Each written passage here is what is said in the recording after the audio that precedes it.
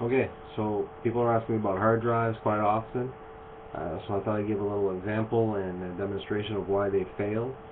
So a laptop hard drive looks a little bit like this. It's about 2.5 inches wide and about 4 inches long, kind of thing.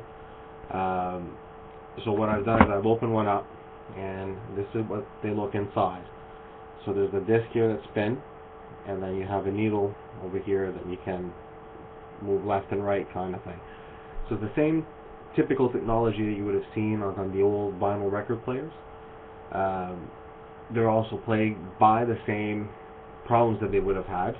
It's clearly not the exact same thing, but very similar.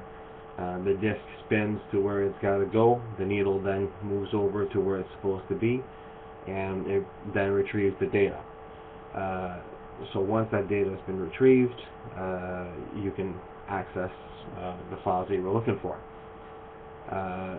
Some of the problems that can happen with these is heat. The bearings will seize, the data will corrupt, just because it's not supposed to have that much heat. Vibrations will definitely affect the hard drive quality. That includes banging on the table next to your laptop.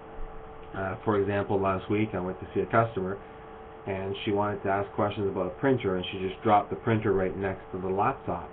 And I just kind of cringed, because realistically, that big bang on the table causes the issues of vibrations in your laptop, which in turn vibrate this little needle that's trying to read here. So you want to make sure there's never any vibrations, or as less as possible.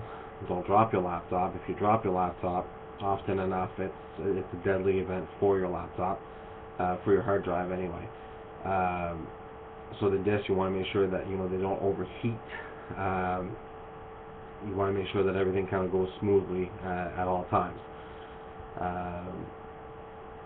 That's pretty much all I can think of to just explain that. Oh yes, and that little green board back here. So that little green board, what it does is it controls the speed, and it controls what data comes in and out. When your hard drive starts to fail, that little green board tells it to slow down.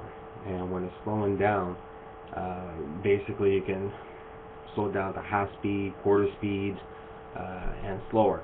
A good example I use for this is that like an engine in a car, when it starts knocking, people stop speeding with it, and eventually they stop using it in high traffic areas, and eventually they just use it off-road until they just leave it there.